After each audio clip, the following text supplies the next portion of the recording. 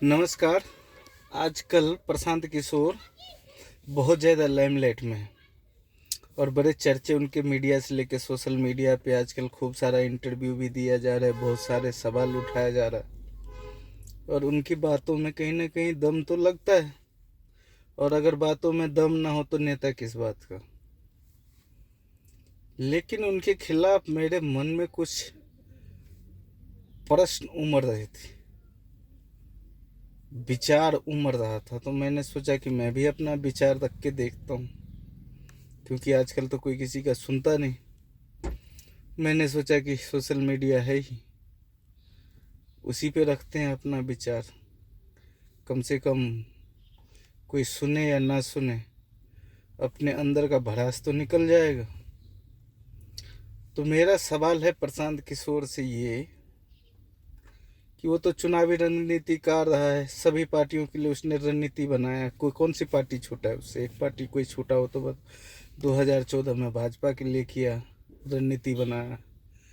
2015 में नीतीश और लालू के गठबंधन में जो चुनाव लड़ा था उसकी रणनीतिकार रहा है।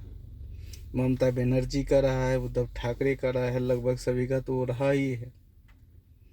तो ऐसा क्या हुआ कि अब उसको बिहार की चिंता होने लगी? ये चिंता पहले तो नहीं थी। जब नया खून होता है, नया उबाल होता है, उस टाइम में आदमी अपने घर परिवार सबके बारे में सोचता है। तो बिहारी होने के नाते बिहार उसका घर और बिहार के लोग उसका परिवार हुआ।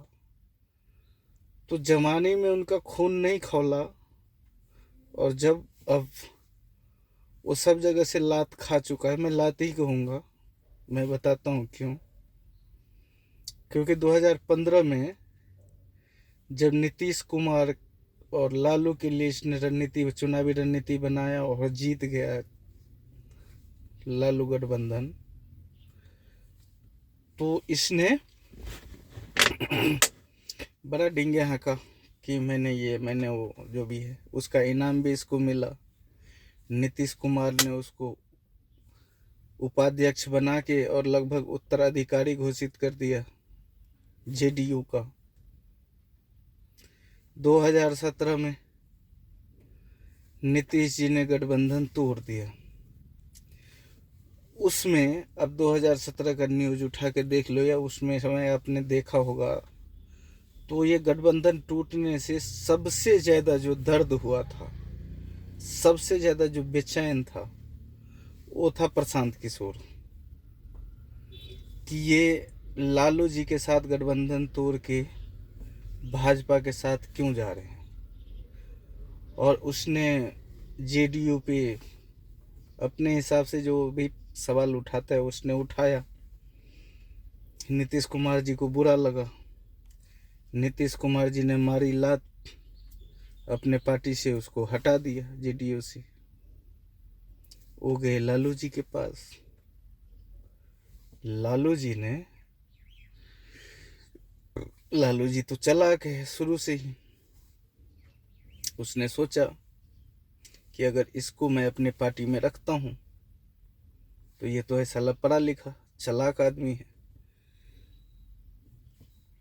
मेरे पार्टी पे कहीं कब्जा न कर ले। फिर मेरे बच्चों का क्या होगा, मुन्ना नमुन्ना का। एक तो मुन्ना है, एक नमूना है, वो तो आपको पता है नमूना के बारे में, उसका नाम लेने की जरूरत नहीं है। तो उन्होंने अपने बेटे को भविष्य सुरक्षित रखने के लिए इसको, बताइए, उसने भी लात मारी। ये हो गया बेचैन। नीतीश ने भी लात मारी, लालू ने भी लात मारी। इसको लेना है बदला, कैसे लिया जाए। तो इसने सोचा होगा कि भाई जब मैं रणनीतिकार हूँ और मैं इतना अच्छा मैनेज कर लेता हूँ तो क्यों ना खुद की पार्टी बनाया जाए और इन दोनों को नीचा दिखाया जाए। अब पार्टी बनाया है, नेता बन गया है, तो अब उनके बारे में ये जो मर्जी चाहे बोल सकता है, नीचे दिखा सकता है और दिखा भी रहा है। तो मेरा सवाल ये है कि 2015 में लालू जी भी अच्छा था, नीतीश जी भी अच्छा था।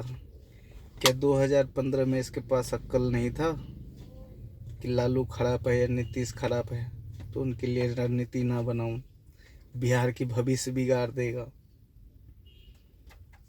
तो अब तो सरासर जो है ना इनकी स्वार्थ नजर आता है ना, ये जो भी कर रहा है, जो भी बोल रहा है, अपने स्वार्थ के लिए कर रहा है।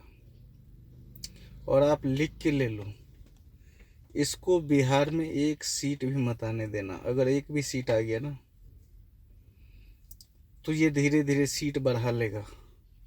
और अगर इसने सीट बढ़ा ली, किंग मेकर भी बन गया, मतलब 30-40 सीट या 20 सीट ले आया और दूसरे पार्टी का बहुमत नहीं आया और ये सरकार में शामिल हो गया, किधर भी, तीनों तरफ, चाहे भाजपा के साथ, चाहे जेडीयू के साथ, चाहे आरजेडी के साथ, लिख के ले लो, ये नया केजरीवाल निकलेगा।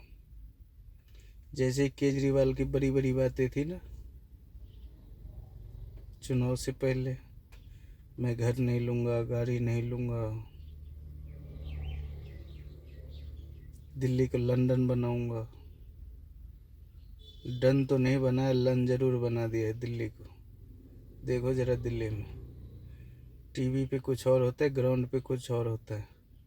जिस दिन से इसने एमसीडी में आया ना, तब से तो इनके बाथरूम में मूतने का मन नहीं करता। अरे पहले कम से कम सीट भी तो होता था, आदमी के टांगों पे छिट्टा तो नहीं पड़ता था।